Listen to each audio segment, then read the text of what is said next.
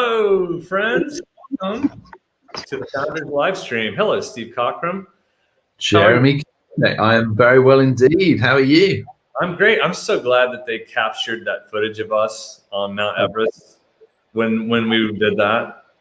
I mean, how we got the helicopter booked at that point in time, just as we were summiting. I nearly tripped on the Edmund Hillary step or whatever it was, but you caught me, so I'll always be grateful for that. So good to see you, my friend. You're in your office in Gerrard's Cross. That's right. Yes, good to see you. Yeah, everything's underwater over here at the moment. It's raining very hard. There we go. That's a better description than what I described earlier. What did you say? Did you use the term in England, raining cats and dogs? Is that the term? Yeah, I'd understand what you meant. Okay. There's all kinds of different rains that we've, one of the ones that's coming down like stair rods, which I'm sure you've never heard of, or have you? No, like stair rods or steroids? No, not steroids. That's just for your athletes. No, it's because we have a lot of rain, we get very good at describing it in different ways. But right now it is rained all day, which is good news because the greens will be soft tomorrow for when my ball is flying in to pepper the pins. 7:30 I'm teeing off tomorrow morning. So yeah, that'll be fun. Well, welcome to everyone here. I'm in the Giant Studios today. We have a full filming day. We're updating a lot of our tools, tool videos, and a lot of other things. So that's what I've been doing today. It's so crazy to be back in the studio filming. It's just been a long time. And COVID, Zoom has taken over in a lot of ways. So it's kind of fun to get back behind the camera with our team. So, all right, my friend. Well, let's get after it. We have a lot to talk about. I have a little bit of, we always like to talk current events. Big news came in just this morning. What world? So the president of the United States has COVID 4 weeks before the election. That is crazy. What do you think? What do you think of that? What's your commentary from the other side of the world? Most of it's unrepeatable, but I think the thing is, it's one of those ones where you just go, I hope he's okay, because he's in a bracket of age and where actually the stats are, if he gets it properly, he probably won't be running the election. So we watched Boris, who's only mid-50s. He was out for a good couple of months and nearly died. So I think him and the First Lady, I think they're holed up in the West Wing, aren't they, or wherever it is. But I don't know what the precedent is in America if he cannot actually campaign. I mean, what would happen? Come on, you're the history buff. It really is it is unprecedented, but it's a movie. I mean, we're literally 2020 has got to be the craziest movie. Sports and obviously just everyday life, but now the presidential election. I mean, who knows? I mean, it's just, I think it's so chaotic, and everyone is just kind of like, yeah, this is 2020. We'll remember 2020. Hopefully it's 1 year. It could be 2020, 2021, 2022. But who knows? So good to have some friends. All of you who are with us. Susie Lance from Ohio, one of our favorites in the world. Brandon from Texas, Tejas in the house. Anthony, got a lot of Texans going on here. I like to see that. So welcome to the Founders Livestream. Our whole focus is really for Steve and I to get a chance to, the way that we do when we built Giant, we started with some big concepts and really how do we create a simple, scalable, sustainable tools and construct for the world to use, the language the world to use, tools and lenses for the world to use, so that they can become leaders worth following. And that's really a big focus of us, getting people healthy and teaching them to multiply. So fired up to be here today. Steve, what are we going to talk about today? What's our big topic for our friends? I think we said that we talk about unlocking potential. We talked a lot about potential in people, and various people who sort of write to us and go, that was great, but how do you unlock it where many people, I think, feel that they're not fulfilling their potential, that it kind of, there's this sense of I could be achieving more. How do I do that? So a little bit on how you might, some of those things that we've helped leaders with over the years, but I think what's interesting is Giant's success has really, I think, been us learning to unlock our potential, dealing with our own inhibitions and prohibitions, and in many ways then sharing them with other people. So I love the fact that people always say they love listening to us because they're reminded that it's our incompetence and our things we got wrong that basically became the kind of the seedbed upon which so much of what Giant was built. So it's never coming. Anything we share, we say, is never coming from "Aren't we great?" It's coming from "Look what we struggled with," and if there's a way that you can make different mistakes than the ones we've already made, particularly Jeremy, then this is the place where we can. I was waiting for that.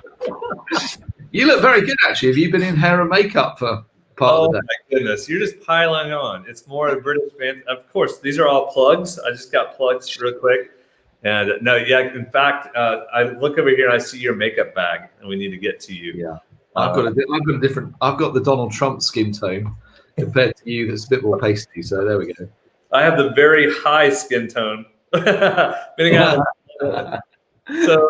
and up here and lots of places, but the Seinfeld hairline, that one. Yeah, Jerry Seinfeld hairline. Right. For sure. Yeah. No, the concept though of unlocking. I mean, that's something that we have been about since the very beginning. Is just the ability for us to be unlocked. We have all these ideas and these passions, and we wanted to fulfill. And so we want to help people reach their potential. We talked about that last time. And it was really fun to put some metrics to it and numbers to it. But to get there, you actually have to be unlocked. To reach your potential, you have to be unlocked. And we found that most of our career has been unlocking other people. But we do it based on us being locked up and us figuring ourselves out. And that process, Steve's been helping me and I've helped him. And that's how we really formed Giant in the very beginning. But the concept of unlocking means that someone's locked up. So to be locked up means that they're inhibited, they're kept from, they are truly boxed in. Last night, I got to tell you a quick story. I was with a CEO and had a dinner, asked to meet and talk about some things. And he basically just shared his, he was literally locked up. That was his words. He said, "I'm locked up. I come to my office and I feel squeezed. I feel pressured. So when he goes home at night, he said, I have to go outside. He said, I spend an exorbitant amount of time outside because I feel free. But when I go in my home, I feel enclosed because I'm so locked." He goes, "I'm like an onion. You got to peel me." And so I started peeling, and we started over a process of unlocking and just using tools and questions to do that. I think that's something that we've done, and we encourage all of you to do too, is a great question. Using a great question at the right time can make a massive difference in people's lives. So that's really what we want to do. We want to talk about the process of unlocking today. And we'll use a tool here to show it. So why don't you kick us off, Steve, and kind of walk us through one of the tools that we use to help people. Yeah, that's so helpful, Jez. I really appreciate that. And I think we've always tried to work out how do you capture a profound insight or truth in a way that is visual with the minimum amount of words. So this is right at the heart of that unlocking potential and process, which is to go, well, who says you can't? Who says you can't actually fulfill the potential that's in you? And the analogy we use is this difference between an inhibition or a prohibition. So an inhibition is a limiting belief. It's something that you believe about yourself that actually inhibits you from being everything that you were made to be. And a prohibition is like it says on the tin, it's an enforced restriction. But what we find so often is a lot of people dress their inhibitions up as prohibitions and then almost excuse themselves for going, well, I could never do that because it's not possible anymore. So one of those lenses I think that's really important for unlocking potential in people is to help them see where sometimes the things that they call a prohibition are actually an inhibition. And where there's a limiting belief, where there's a mindset, we can actually work with them to begin to go, no, I can make that breakthrough. I can get there. We can deal with our limiting beliefs. We tend to believe actually that prohibition means we definitely can't. So talk to that one, Jeremy. Maybe let's think of an example in our own mind where those things have come alive for us, where we're believing things that are different now because of how that's happened in our past. Yeah, I find in a lot of cases, historically, when prohibition is there, a lot of times the prohibition is when you're maybe working for a team. I'll never forget, I was working inside an organization that we got acquired, and our team would often say, yeah, they won't let us. Yeah, we tried that. And it was like they were in California, we were in Oklahoma. Well, it wasn't true. It was actually probably the inhibition, the fear of failure. It was probably a self-preservation. It was this wanting to be right and not wanting to put ourselves out there. So it was easier to blame other people and almost believe that we were prohibited from doing something. When it might have been, it was the way we were doing it wasn't right. It wasn't the what was wrong. It was the how was maybe off. And so oftentimes the what and how, so what are you wanting to accomplish? That might be very well what someone else wants, but it's how you're doing it that might be off, that leads you to think that you're prohibited when it's actually your own limiting belief, because you go, well, this is the only way you can do it. Well, no, there might be multiple ways to do something if you'll just expand or look. And so, but it's easier to blame. It's easier to be a victim.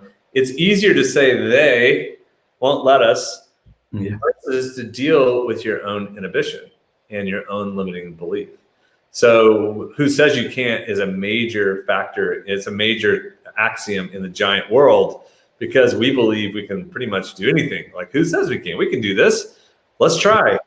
And sometimes it gets us in trouble, which we'll go to next. But oftentimes it pushes us to deal with our own inhibitions. So any examples from you? Yeah, I think, I did a personality Yoda earlier today. We've been looking at parenting and the power of words and the influence when we are in positions of authority. So parents have authority. If you're a boss, if you're a teacher, I was one of those many years ago, realizing that actually how powerful words are in creating limiting beliefs in people. So, when we actually dig in with people, you often find that things that were spoken over them by a teacher going, well, you're never going to do that. Or, a father going, well, yeah, your sister's the clever one, or you're the X one, or I don't really, I don't really see you doing that. Those are some of the things which are limiting beliefs, which often are unconscious. They actually have become part of our worldview, and they're the ones which are often the most dangerous. So who says you can't? You'll often find when we're really trying to help people make that breakthrough, you have to go backwards to go forwards, because actually there are things which are inherently now wired into the way you think. And one of the great things about the more you study the brain, the more you realize we can actually reprogram neural pathways in the brain now. We can change the way we think.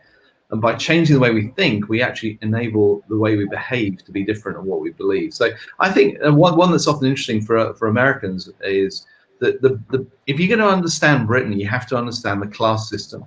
You have to understand that basically, our aristocracy and the monarchy and all the kind of people who dress up, and a lot of it is privilege, basically cemented over centuries and reinforced through education. So in some ways in England, it's not a meritocracy. In America, if you be hugely successful in business, maybe in, recycling waste, that everybody would still celebrate you because you've been successful. Over here, it's not how much money you have, it's how did you make your money? Which school did you go to? Who's your family? And actually, I think most of it is unconscious. So interestingly, I grew up and I had to leave and come to America for 5 years to really understand the culture that I'd left behind. Because actually there's all kinds of limiting beliefs that were actually embedded in the very culture that you were brought up in. So for me, that's probably one of the strongest ones for me. So, I didn't go to a very expensive school. So actually, without realizing it, there were certain limitations almost put on what I would expect to do in what I like. Interestingly, having come to America, I often joke and say I'm an American in exile in Britain with a British passport, because America loves entrepreneurship. They love that can do. Who says you can't? And they really mean it. Whereas I think over here, there is a very strong limiting belief, which is, well, you are born to this, therefore that is what we expect of you. And with privilege comes responsibility. So for me, I think I've actually now go, I don't think I carry that limiting belief. I think actually I understand how the class system works. And there's certain places where it's very unlikely I will ever be invited or have influence. But actually the experience now tells me there is no level of in business, there's no level in any of the spheres of culture where the skills that we have don't actually add value, where people are humble enough to receive them. So it's not criticism.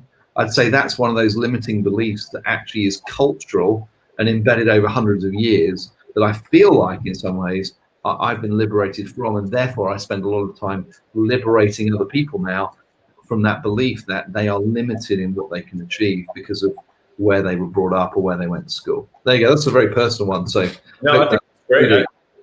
I found that when I was living in England, there was people attracted to me because of my story. Because my family moved from Prague to Prague, from Prague, Czechoslovakia to Prague, Oklahoma. And we grew up, a farm boy, but I grew up in a state that is a who says you can't. It's a pioneering state because you could do anything. I mean, meaning you had to do it.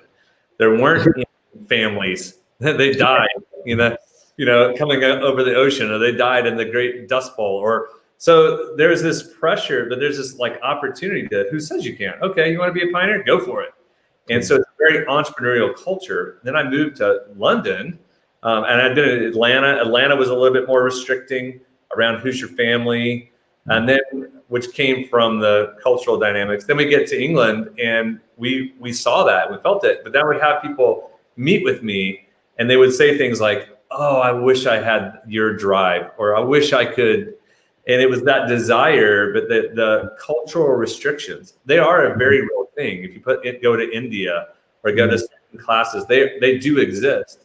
So we're not ignoring those, but what we're doing is we're challenging your own limited beliefs to go, how do you overcome them in the way that Steve did?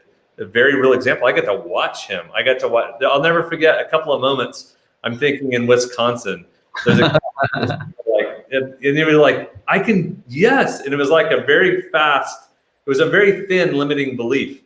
And then you crossed over it, and then you never looked back. And that's the beauty of this. So to get unlocked, all that we've done a number of things. We've created a platform full of tools that help unlock people, full of lenses, the 5 voices, to know who you really are.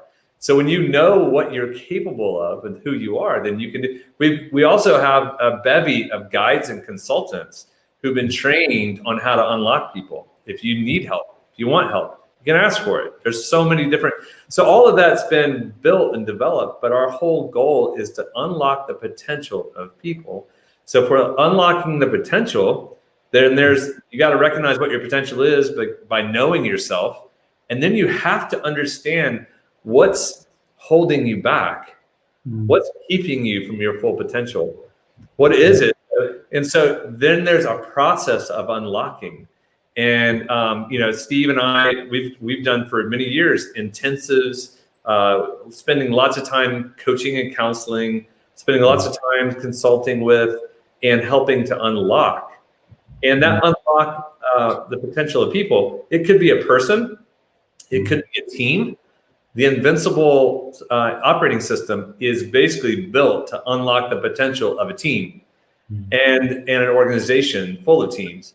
It could be an organization, and unlocking is really, really tricky, and it's really hard, but it's actually easier than you think oftentimes.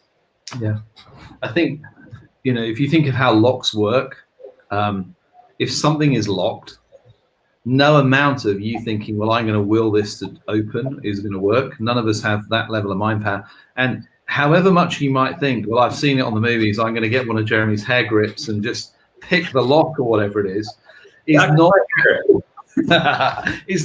so the key thing is actually to unlock somebody or a team is actually a skill set.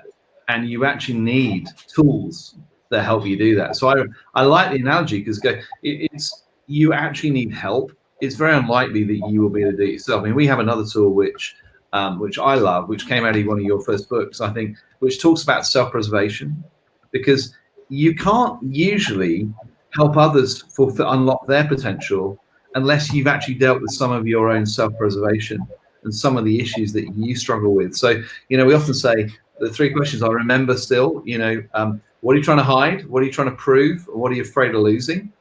And in that are actually ways in which I believe we limit what we do with our lives, because all of us have some of those things. So we'll often spend time with people going, what would you most love to do with the life you have left? If we remove all the inhibitions and prohibitions, what are the dreams, the aspirations, the things which you were made for? And most people, if you create the space, have answers. But when you come down to it, this is one of those key places where actually moving from what is safe and known into an unknown which is as yet unproven almost always carries these three fundamental questions. And it doesn't matter where you are. I always find that at different stages of my life, at different times, even over the last 7 years, there are different questions. One question usually catches me, and then I go, okay, if I'm going to really fulfill my potential and I'm really going to live into all that could be, which is the question, which is the one which is holding me back? Where is the limiting belief right now in actually stopping that? So, kudos to you, Jez. That's one of yours from the book on the influence model. But that's always spoken powerfully to me, because there's always one of those answers is live right now for most people. Yeah, and so these tools then they do become like keys, and the key to unlock, right? And that's what Steve is basically saying is like you have to have a key to unlock. There's a process for unlocking. Mm-hmm. And when you are unlocked, you become free, you become liberated, and then you can help other people get unlocked. And ultimately what happens through life is most people go around and this and that and them, they all pile on to lock people up, and maybe they haven't processed it. And so if you're working with someone, you have to know that they're for you, not for themselves. So it's a real key to unlock. So if you're ever with someone and you feel like they're for themselves, you're not going to divulge and share. I'm working with someone who's working with a therapist in a deep way, and they don't know this person very well, but they trust them because of referral. But that person put them at ease very quickly, and they opened up, and all of a sudden there's some fruit from this therapy session because they've been able to be free and to share where they've kind of been bound up before. So fighting for someone's highest possible good means that they know that you are for them, not for yourself or against them. That's just the key step to unlocking. And I think as well that, not everyone's going to be an expert in this, but the reason why voice is such a profound tool is you can learn how to help each foundational voice deal with the classic limiting beliefs. So, if you've got nurturers in your world, 43% of the world's population speak nurture as a first voice. They all have a limiting belief, and it happens every time they look in the mirror. Everyone else sees consummate professional, utterly loyal team player, incredibly talented, loved by all, selfless. What they see is completely different. They see imposter. Surely there's somebody better at doing this than I am. Am I going to be found out? I'm going to let the team down. So one of the things you can do for them is for nurturers in your world is if you don't help them, they will limit their own potential for fear of failure and fear of letting others down. So liberation and calling up for the nurturer is always speaking the truth about who they are, what you believe about them, sponsoring them and reminding them of how amazing you think they are. So it's a really interesting way that you go, every single personality has tools to unlock them. With a pioneer, I'll speak to me and let you speak in a moment, Joseph. Go, unlocking the potential of a pioneer is helping them channel their drive and their desire to win.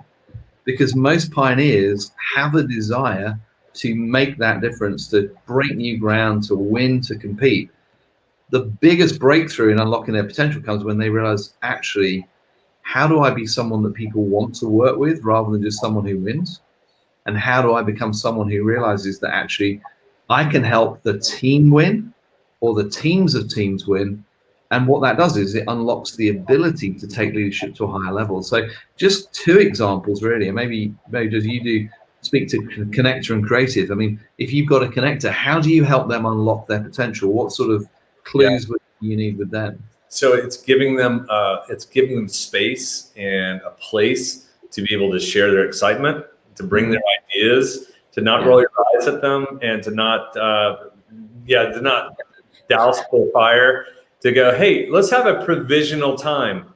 So unlocking them would be, hey, whiteboard, go for it. We know this is all provisional. We'll see if there's any gold that comes from it. But giving them a chance and a time for that, I mean, that would be awesome. If you go, hey, we just want to hear, go for it. And that just allows them to get it all out.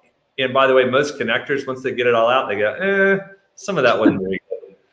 But then there might be gold in it. And for the creatives, it's the same way. It's giving them a safe place to share ideas and really, but it's a little different than the connector.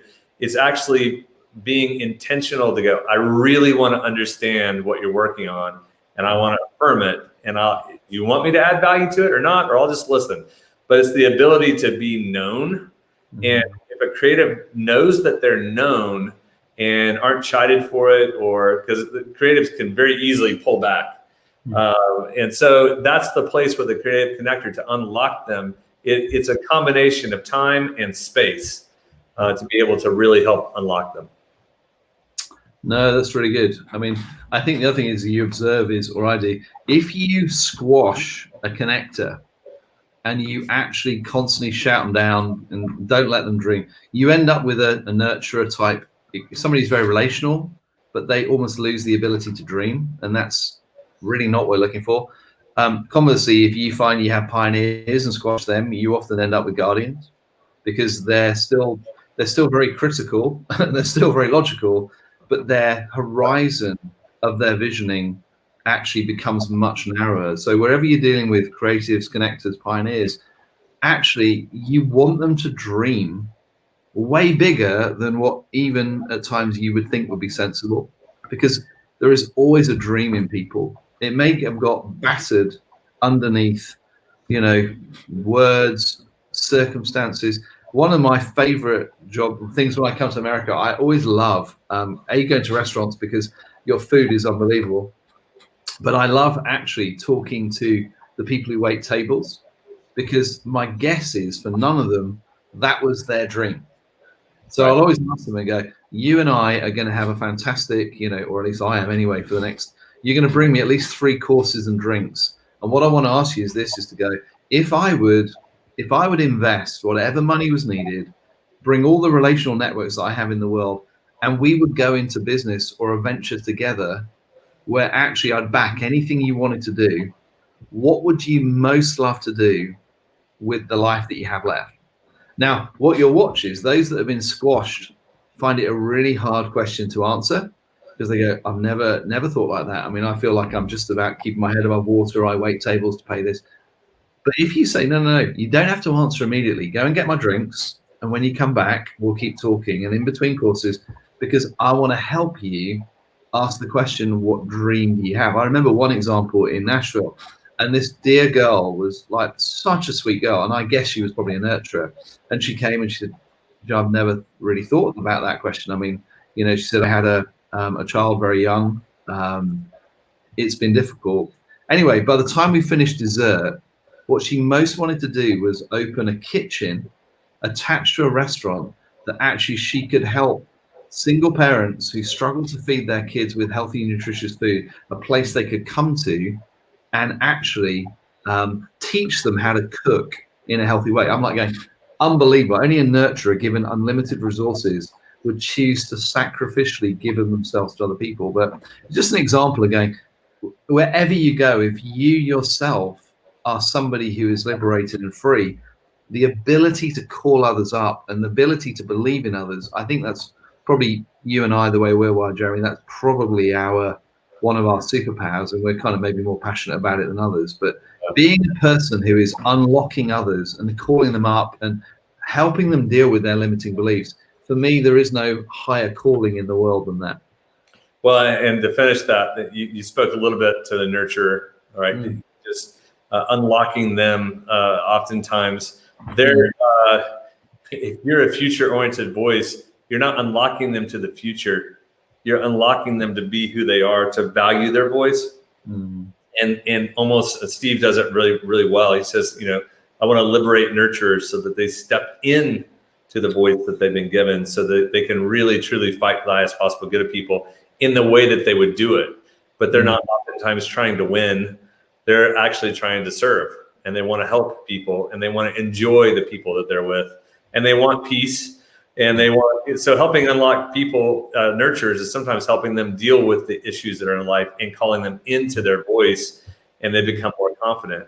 But guardians, on the other hand, and your wife is your nemesis, and my wife is my nemesis, not only on paper, not in reality, but just the opposite. And so for a guardian, they want to be able to have the freedom to unlock a guardian, is to give them the ability to do what they do of systems and logic and order, and listen to them in their knowledge and respect and value the knowledge that they have about running what they run and doing what they do. And so to help unlock them is actually to give them a place where they can add the most value in being logical and systematic. And anything to add to that before we wrap up? I think, Tracy, did you have a question that somebody had asked that you want us to actually look at? It popped up. There we go. So Elizabeth's saying, I tried to go out on a limb, but then either failed or was burned. Now I find myself doing I can't do because I'm scared. How can I get past that? Well, Elizabeth, to be quite honest, it's the hardest thing in the world to do so. But the fact you actually recognize what's happened means you've actually dealt with the hardest thing of all, which is to go, you're owning the fact that you have a limiting belief that is probably at times dressed up as a prohibition now. And I think one of the things that who says you can't is the phrase that Jeremie used at the beginning. In the end, our experiences either cause us to fear failure in the future, or actually they're the things which we learn from most, and we take that learning with us into the next entrepreneurial opportunity. So in America, they would say, never trust an entrepreneur who hasn't failed at least once or twice, or don't trust leaders who don't walk with a limp, because in some ways, the learning that you got from going out on a limb and failing, I promise you, Jeremie will know this, I have a number of stories in my past that were cataclysmic in their failure and the cost of both time and money for other people. But do you know what's interesting is those things either become the kind of the scars that basically cause us to be weaker, or they in time become the medals that allow us to actually go, I've been here before, I know how to do this. And I think just to encourage you that go, being scared is natural, but actually in the end, life is too short not to go after the things that we're passionate about. I really wish, obviously you can hear me now, I wish I could actually sit down with you and help you with that. But I think the key thing is to go, getting past it is owning it, and probably having a safe place with someone you trust to talk about the fears. Somewhere in that self-preservation of what am I trying to hide? What am I afraid of losing? What am I trying to prove to whom? Will be probably something that you can use as a bit of a key to unlock the beginning of a journey, so that actually you begin to see what you learned as really invaluable, rather than it's a failure that I want to move away from and don't want to go there again. Joe, is there anything you want to add to that? No, I think that's right on. Again, to wrapping up, to go, our job as founders in the very beginning was we wanted to create a organization that would unlock the potential of people and really raise up liberators, raise up other people who would unlock people. And so that's ultimately what we try to do with our language, with the tools, with the lenses, with the content we built, and the systems that we now have. And so that's the beauty of our team. Our team is running the Invincible operating system. They're building the platform. They're creating the process to mass scale liberation and unlocking, so that people can truly reach their full potential in a way that's not cheesy, but highly practical and highly relevant to everyday life and everyday work. So if you haven't, take a look at the Invincible operating system and go into Invincible, look at it for your team. If you're someone who really wants to go further and go deeper, reach out to us. There's multiple ways, and we would love to help you. Our team would help you connect with someone that might help you get unlocked so that you can get to another level. So that's our intent. That's our job. Thank you, Tracy, for sharing some things as well. So Steve-O, wish you well, man. We'll see each other before your big golf match, but we do need to keep monitoring the presidential COVID situation. Yeah. And I'm asking if they needed to fill in. I don't know. I think there's a vice president for that, but we'll see. I'm going to exercise discretion and discipline and say good evening to everyone from London, and we're moving on. Thanks, Jez. See you guys. Bye-bye.